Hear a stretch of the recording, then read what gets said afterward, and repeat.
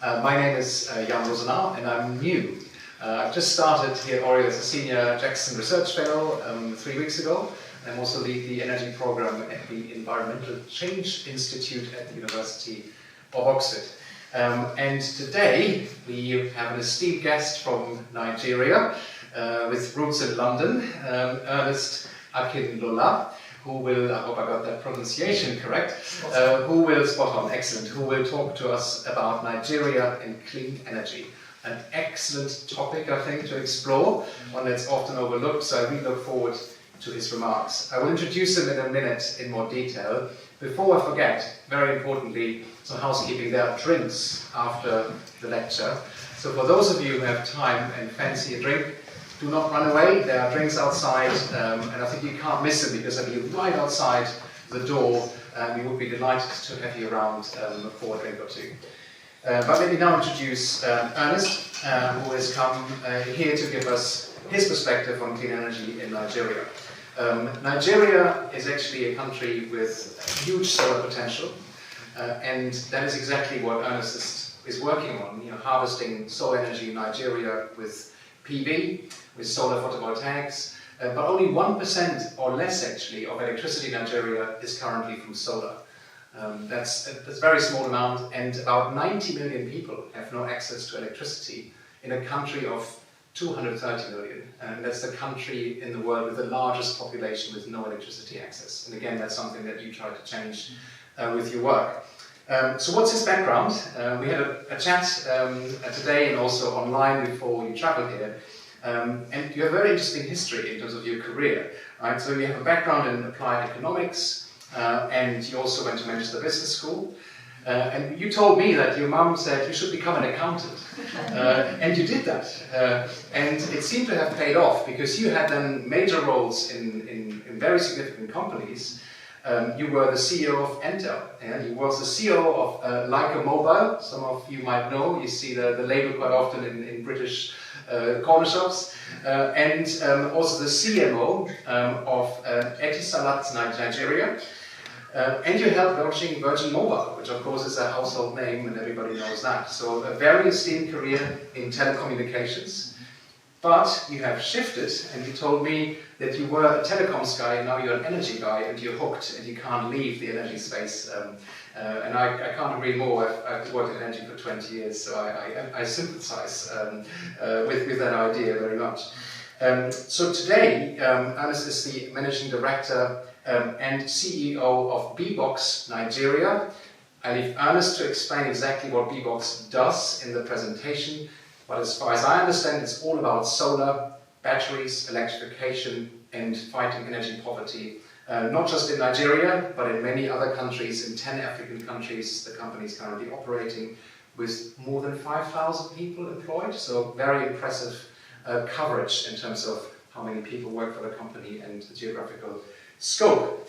Ernest, I will hand over to you now to give us your insights on this huge challenge of how to make solar accessible to people who currently don't have access to electricity. We then have a bit of a discussion and Q&A, and then, as I said before, we will have drinks, and hopefully maybe the sun even comes out and we can enjoy the lovely weather.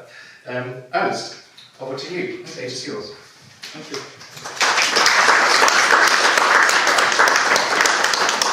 Thank you, everyone. Let me just start off with a question. Does anybody remember what happened on the 28th of April last month? Large power shortage. Exactly. I said Jan was not allowed to answer the question because I don't know, and he's posted it already on LinkedIn. Yes, there was a massive power outage in Portugal, Spain.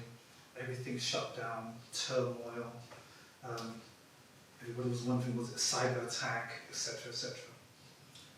That's what happens to 600 million Africans every day, right now as we're speaking. They have no power, nothing works, and it's a real challenge, and it holds back economic development.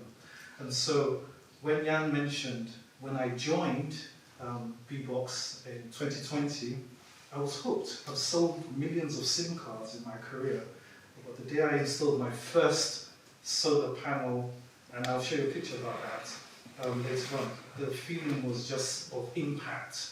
So I'm just going to take you through, I'll give you the African context, and then I'll also give you the Nigerian context where I've been working. So, this picture here is actually indicative of how most people get their power in Nigeria before solar energy became a thing, right? It was everybody, they call this my own better pass my neighbor, which means my generator is better than my neighbor's generator. They're very noisy, they sound like loud mosquitoes, right? But that's how everybody powers their shops, their homes, and it's really, really bad for the environment.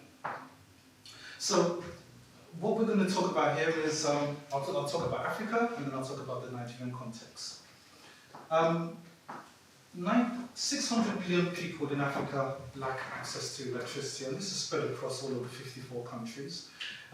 Some countries have better electrification than others, like Ghana, for instance. But what I intend to do is look at the solar renewable energy space through the lens of 5 pillars: social empowerment, policy, infrastructure, investment, and technology. So, let's go. You mentioned about 1% penetration of solar. Why is it so low in Africa? Well, first of all, for many years, the people that provided generators were trying to resist the importation of solar panels, because obviously it's bad for business. That got broken.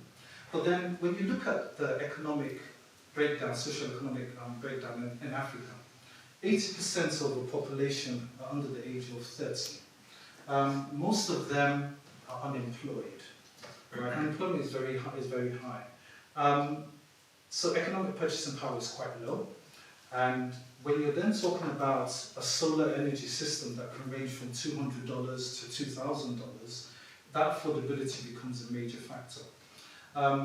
In fact, in Africa, most of the people that buy solar systems are traders, small businesses, because 90% of employment is through sole trader, mom and pop shops. And they're able to withstand inflation better than others, because if the price of a solar system goes up, then they just increase the price of their tomatoes or whatever it is that they're selling. Salaried earners actually are not that type of customers, because the government's not going to increase the salaries just because inflation's gone up. And solarization is more than just electricity, more than just giving light bulbs. It's also a form of social mobility.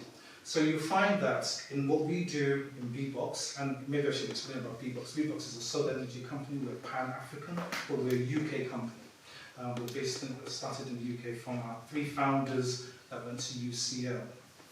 And what we realized is that it's not just about bulbs, it's about solar TVs, solar fans, and other solar appliances. And these appliances give a form of social mobility. I've been into the bush in Rwanda, where you see these mud huts and they're watching TV programs the children are doing, and it just looks so strange. You've got mud walls and the TVs, plasma TV, solar TV, and they're all around it, and they're learning English through watching Sesame Street and things like that. So it's just really impactful.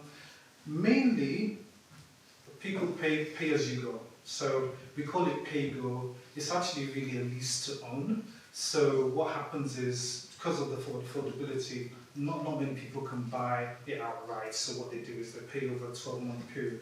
And we'll talk about the technology that enables us to do that, because when you're dealing with a system that is really fragmented, it's not like the United Kingdom where you can send out a county court judgment if somebody doesn't pay. You have to really have the technology to drive that.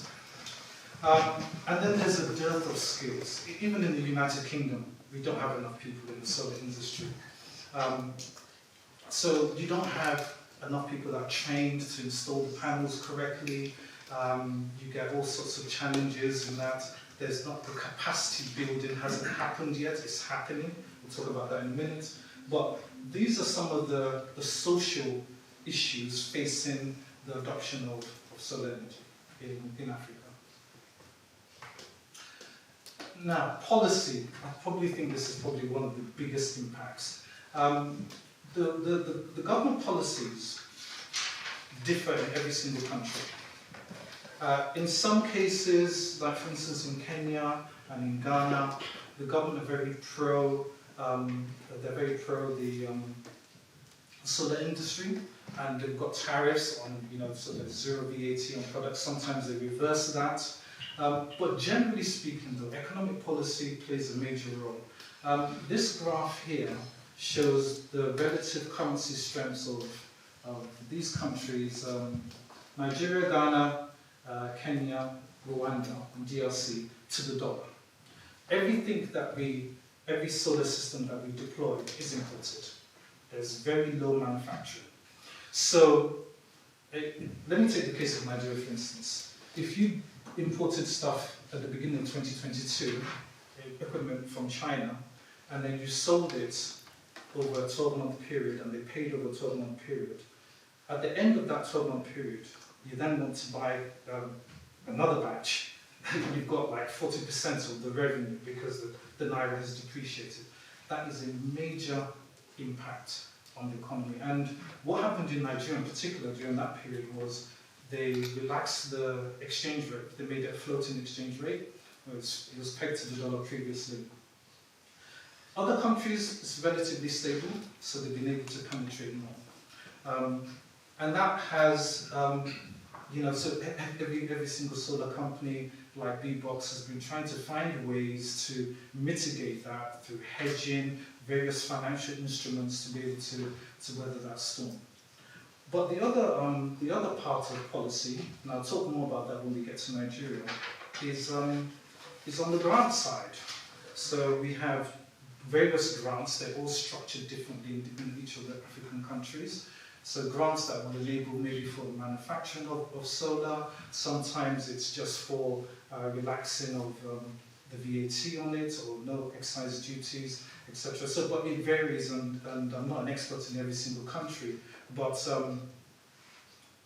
they're trying to do their best to make sure that we have solar penetration. And Ivory Coast, for instance, recently weren't interested in solar. We're not really pushing it as hard, but now they are, because they're realizing that all the other African countries are doing it, and it's really a game changer for the economy.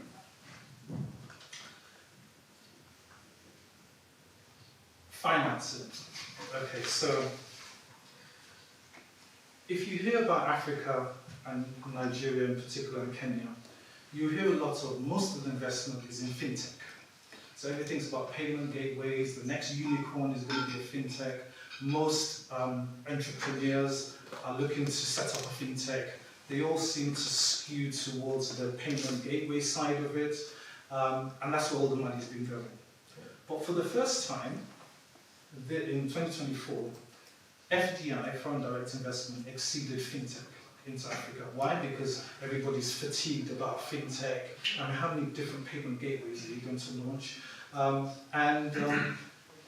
So there's a lot of money. We always say there's a wall of money waiting to come into Africa to fund solar energy.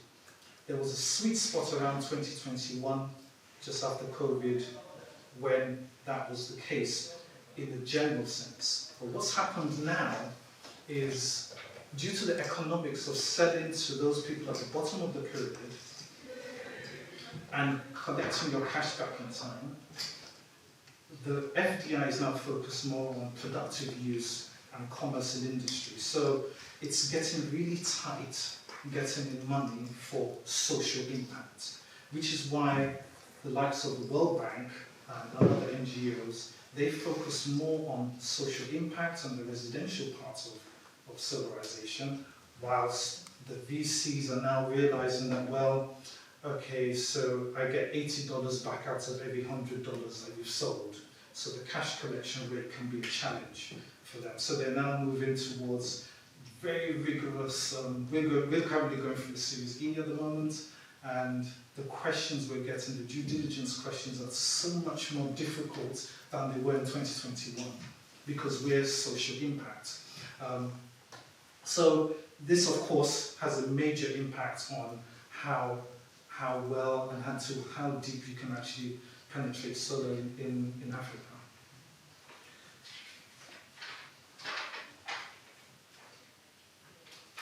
So, infrastructure and electrification. Of course, one of the major impacts on solarization will be to what degree is a country electrified? To what degree does the grid provide electricity? In Ghana, my colleague that runs Ghana can't really sell solar home systems because they've got 89% electrification.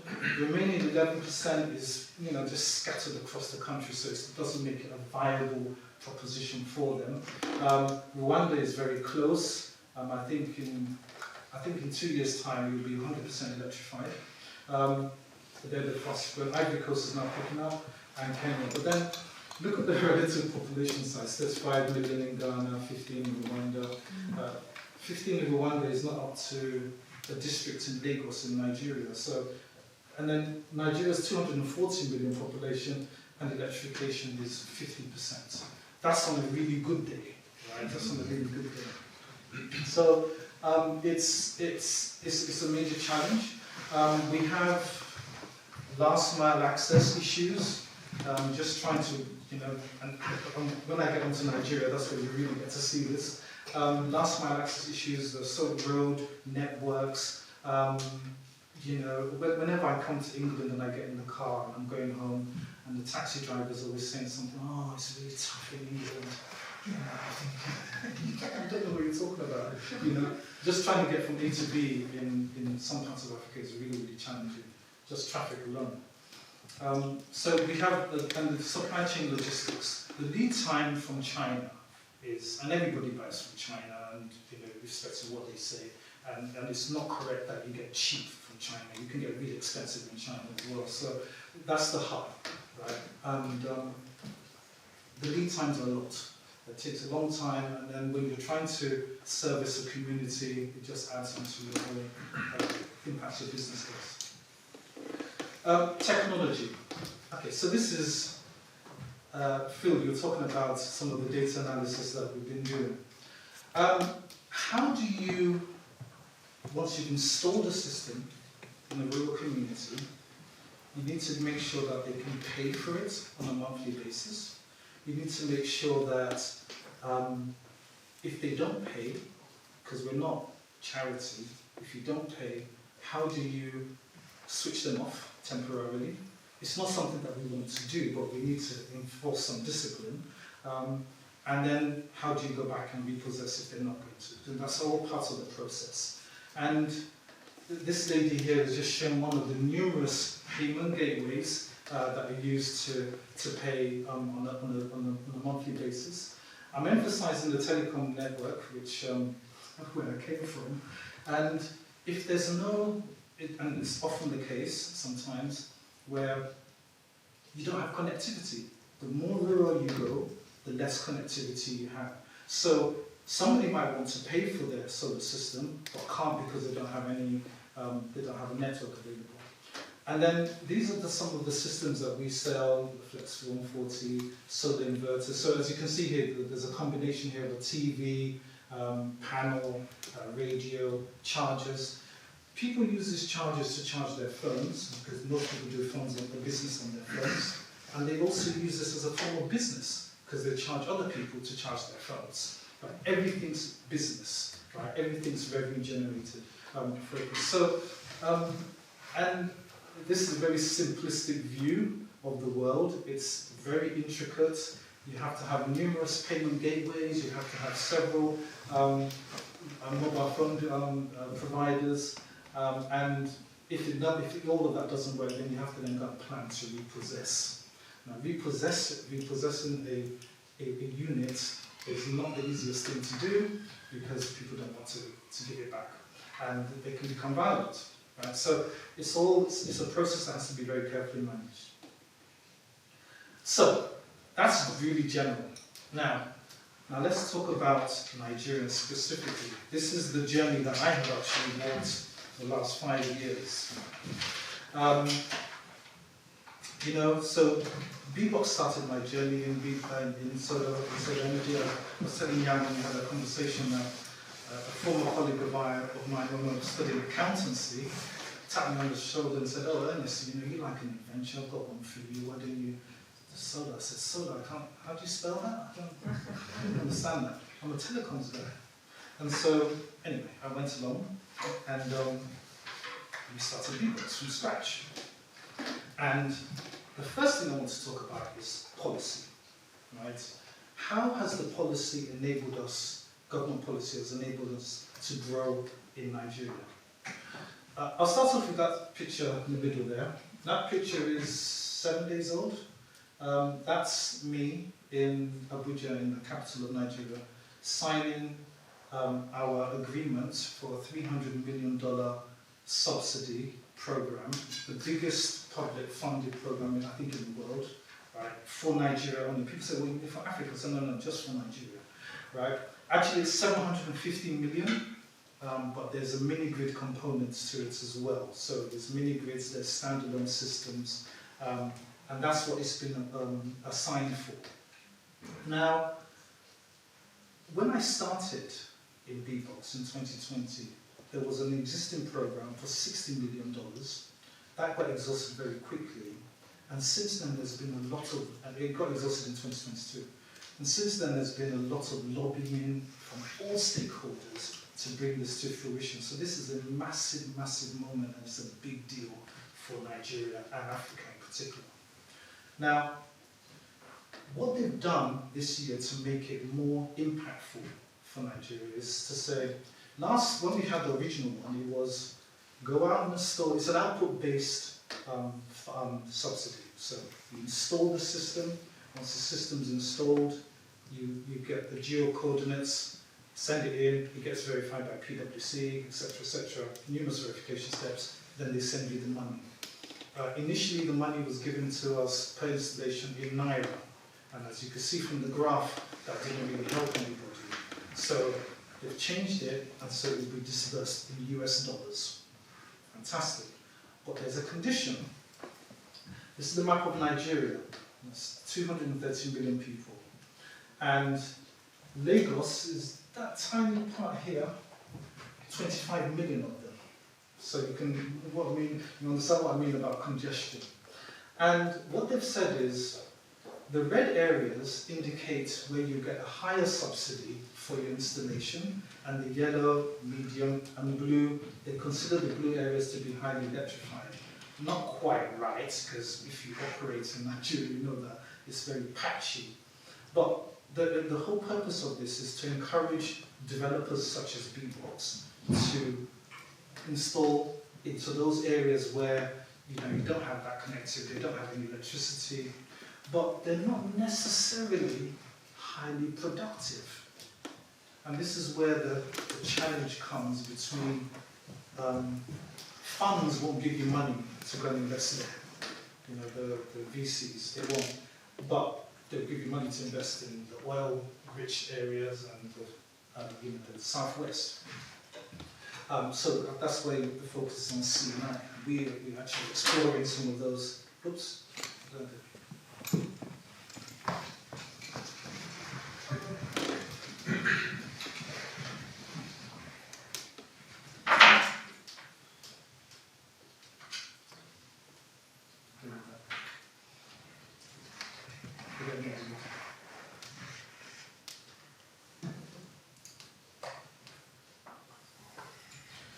Yeah, thanks. Like I said, it's such a significant initiative for us right now. So what's happening? Lots of all the developers, we have a major competitor then announced amongst the top 8 that just signed Sun. They're huge. They had a 7-year head start, but I've always liked the David and Goliath scenario. I remember when 1-to-1 launched, it was called 1-to-none, and couldn't get another call. So I always tend to find myself in this type of scenario, so let's bring it on. But what they're doing right now is, and everybody else is saying, like, we're all very comfortable in the southwest, southeast. Nobody really ventures that much into the north because this is where you have some of the high insecurity.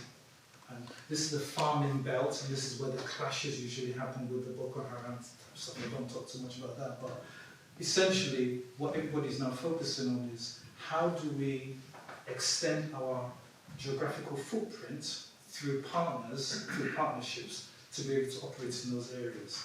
Because of course, it's inevitable we want to have the subsidy amount from the red areas. At the same time, the most important thing to me is the safety of my staff. So, does the insulation potential vary widely across the country, or is it relatively standard? what's that? The solar potential, so the actual generation potential from the system. Oh, you mean in terms of the sunlight, and it's even. I mean, I would say it's very, very even, but I would say that in the north, because it's nearer towards the Sahara, you get more sunlight. Right here, it's very, very hot. Everywhere's hot. Extremely humid here, so it can get a bit cloudy. It never really gets cloudy at the north, so that's probably the north. So that's really it, and that's what everybody's focusing on right now. I posted on LinkedIn that we've now joined the program. I didn't know I had so many friends. Once you put 300 million, loads of friends, lots of suppliers, and that's what's I respect that. So at least you can cherry pick. Local infrastructure in Nigeria. These are live pictures, right? So imagine China, you've imported all your products, it's arrived in the port, you've managed to clear it from customs.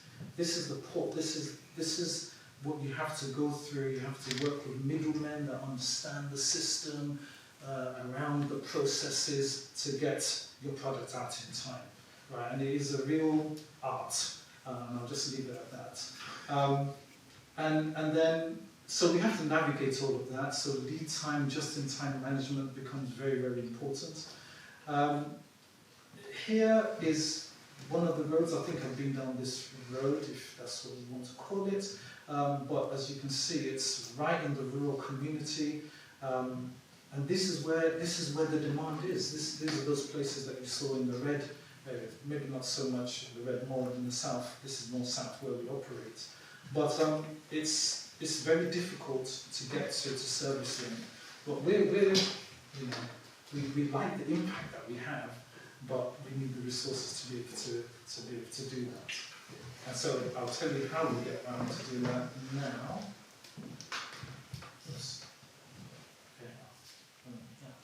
Okay, so these are the buses that we branded. We got them in each of, we have 16 shops in the southwest. We hire people from the local community.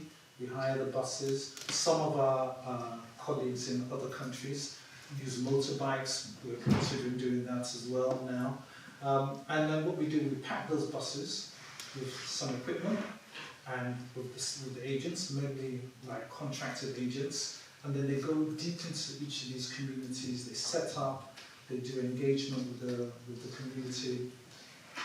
And we make sure that in Nigeria, and I know this as an accountant, I never really understood this at first, that the salesperson is also actually accounts receivable, right? So it's actually not the right way to do accounting, but you're not going to have collections people as well as salespeople. So the salesperson then becomes the person that does the collection. He knows the community. Also, you find that people in the community, they will say, well, this person sold me this unit and I only want to give him the money. In fact, I don't want to use your blue terminal, I want to give it to the guy that sold it to me. So you're dealing with all these nuances every single day. So our team they're formidable, they're resilient, they're loyal. We do as much as we can to keep them motivated. There was a period of time when lots of solar energy companies had challenges in getting stock in, and when you have contractors, agents that aren't paid a salary but they're paid a commission based upon what they sell, and you don't have enough product to sell, it becomes you need to use a lot of engagement to keep them loyal, because they will go to whoever has stock to sell it, right? So they're moving between each of the providers. But we have a tight team. They're very, very excited about 300 million grants, because now we're going to get back to 2021, 2022 were fantastic years. We couldn't, we were superstars. we're crushing it, we're enjoying it, and then 23, 24 has been, challenging years, but we knew DARES was coming. DARES is, by the way, DARES is an acronym for Distributed Access Renewable Energy Scale-Up. I guess they needed to find a way to make it work, so it's a bit of a mouthful. Community engagement, absolutely essential for driving penetration of solar. There was a time before when you go into the market, these are our customers, these are the people that sustain our business, and they didn't know what solar was. But there was an incident when we relaxed the exchange rate, the government floated the exchange rate, they also removed the fuel subsidy. Nigeria's had a fuel subsidy for many, many years, and it wasn't sustainable. So this government was brave enough to remove the subsidy. That meant that petrol prices went up 300% overnight. And those generators that you saw, my own better past my neighbour, then became a challenge to run. All of a sudden, everybody became an expert on solar energy.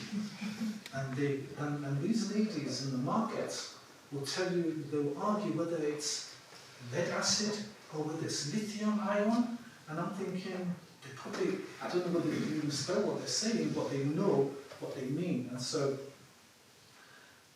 engaging them and educating them is really, really important. So we had a kind of a double whammy. We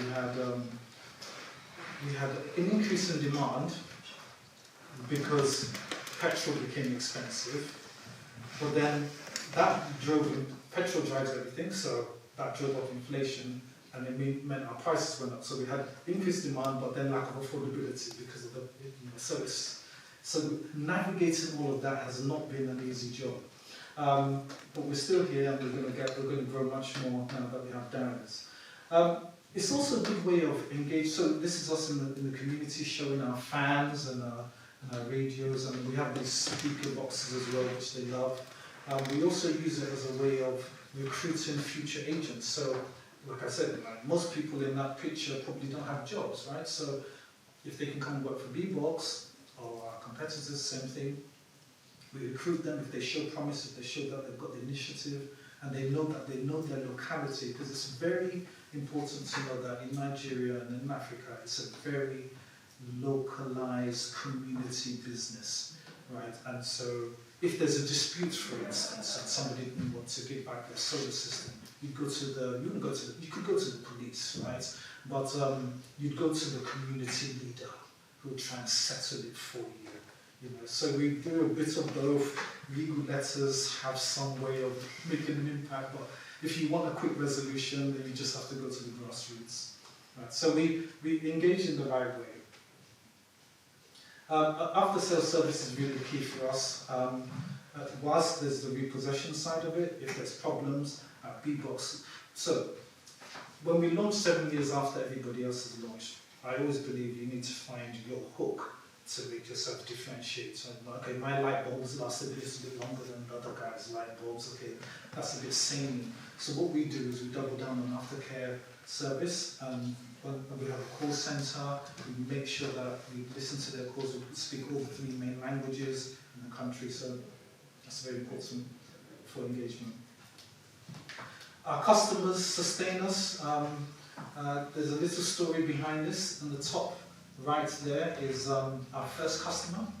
She was she's now 89-year-old lecturer, former university lecturer, and that was the day that we installed our very first one. We were so excited about that. Another customer there is that's a clinic in a school in Nigeria, and because our first customer, I said, when we opened up our 16th shop, she then was the person cutting the ribbon there on our 16th shop. We made her the guest of honor. And that reverberated across the community that, Bboxx really care about their customers and we work closely with them. We do. And this was just an example of that. It drives referrals, it helps resolve problems in the community, and it helps keep our usage of our units going.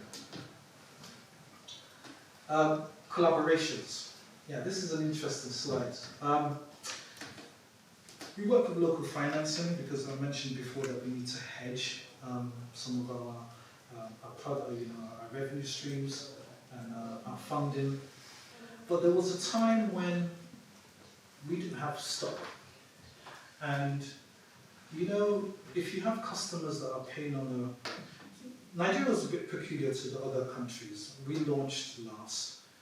In Ghana, in Rwanda, in Kenya, DRC, customers pay over 36 months. Nigerians apparently are richer. We pay over 12 months. In fact, we're the only country where at least 30% of our customers would rather pay up front and just buy it outright. So no other country has that. So if you take the other countries, they were paying over 36 months. When we had low stock levels, there was still recurring income. But in the case of Nigeria, people pay over 12 months. And so every month, people were completing their payments, which meant that the recurring income was dropping, the portfolio was shrinking. So we thought, well, how do we create more customer stickiness? So I then thought about, well, why don't we look at other utilities that we can offer them to keep them sticky?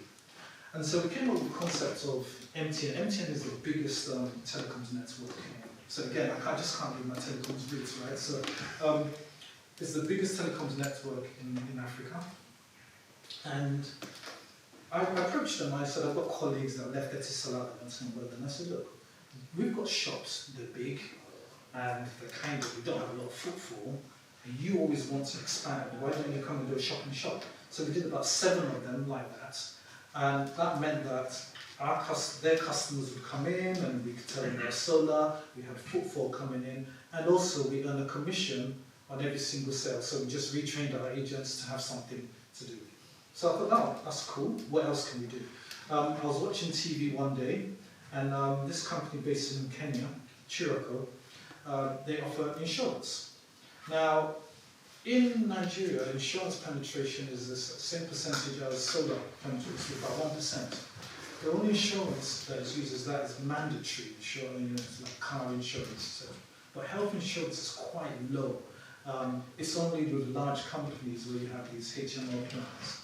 So we decided to also add in and bundle in Chiroko, which is a very basic, light health insurance. So if you get sick, you get malaria, which is the most common illness people get. You can go to the hospital, you can spend one night there free of charge. You can go to the chemist and get some drugs for free. So the community liked that. But the issue was, how do we get them to pay for that separately? So we embedded it into the price of the solar units. So that's, and again, we then earn a commission from that. So that was just an entrepreneurial way of keeping our customers sticky and happy. And so they liked it. They keep on saying, by the way, they don't call us Bboxx, they call us Bboxx, right? It's because they see it as Bboxx, right? So, and we like that mistake, because it helps spread the word more, so we don't correct them. So they will say, oh, Bboxx are here again, they've got something else new. They're always coming up with new concepts just to keep the customers sticky. Now, I think it's the last slide, or penultimate slide. So, whilst we're talking about, all our focus has been on renewable energy, solar energy, we also champion per country different technologies, right? So, in Rwanda, they're the champions of the e-bikes, right? And DRC and Rwanda are also doing good. We don't do that yet in Nigeria. Our topography doesn't allow for it. Then you need to have charging stations, you need to have good roads. And although there's potential for anything in Nigeria, because it's just so huge, the infrastructure challenges is massive. But let me just talk about clean tech with the e-bikes. In the president of Rwanda, beginning of this year, said that no more ICE bicycles, internal combustion engine bikes. Every single bicycle, every single motorbike has to be an electric motorbike. I was there about 10 days ago. We had our board meetings there, and it's called the Land of 1,000 Hills. It's got literally 1,000 hills. Beautiful place. All that you read about the press about Rwanda is, if you go there, you just wonder, wow, let's keep this really secret, because it's a fantastic place. The climate is very similar to here. Everybody goes around on bikes, right? So, but it's a battery swapping business, actually. You need to be able to have battery swapping stations, and those stations need to be powered by the grid, and because they've got 82% grid penetration, it works. So it wouldn't really work in Nigeria, for instance, given the gap. But we're observing it. Ghana has now picked that up. Bboxx Nigeria are now picking that up and doing some trials. We'll probably do some trials in some specific locations in Nigeria, maybe towards the end of this year. But that's something that is going to grow. It has a lot of potential. They have about 130,000 bikes in Kigali alone, right, which is the capital of Rwanda. So, and as you can see, Rwanda is a very small population, so I think the opportunity for us and across Africa is huge. Also on clean cooking, this is not my subject matter expert, haven't done much on this at all, but I know that millions of people died from carbon monoxide poisoning in Africa. There are many companies that lead on this. Specifically, there's a company called Burn, I think. This is all that they do. They're growing phenomenally. We also have a growing aspect of that.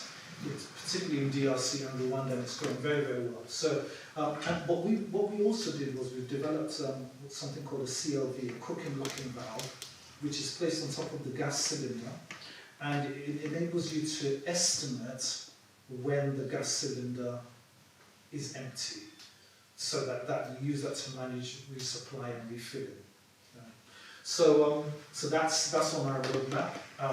I get asked a lot about LPG, the gas for Nigeria, because the scale and the need for it is greatest in Nigeria, but our infrastructure isn't the friendliest. So we want to get Darius up and running, and then we can look into that. And then this was the one that had such strong impact on me. That was in Togo, where a farmer, these are water pumps, solar water pumps. And so what they do is it's a panel and it drives the water from the well. You have to, every installation is it's quite involved because you have to assess the water table in each part of the land. So it's not just a plug and play like the rest. And so this guy, he took us to his plot of land, and he said, this is the, I don't know, maybe one plot that he was farming. And he said, since he's got the water pump, he's been able to do irrigation, and he took us behind some bushes, and we just saw another expanse of land purely because of the water pump. So the impact is huge. Nigeria alone can feed all of Africa if we got our agricultural rights. So it's a very important aspect that we need to drive. I don't know what I'm doing for time. Now, my final thought is this. So we've spoken about Africa, challenges that we're facing, the potential that we have. And I always say that we're world champion and Olympic champions of potential. Let's convert it into something. Let's win a medal. But here's the food for thought. Just let me digest that. Africa could actually provide 8% of UK's power supply. And these are farms being built in Morocco, right? And it's just very interesting to think. We talk about exports of oil, we talk about exports of agriculture, which is growing. We could also export sunlight. And I think there's another large company doing this, X-Links. I think the founders are alumni of Oxford, actually. So yeah, this was just my final thoughts to say, maybe if we get our act together, we can actually all help each other. So let's bring in the foreign direct investment so we can power the UK. Thank you.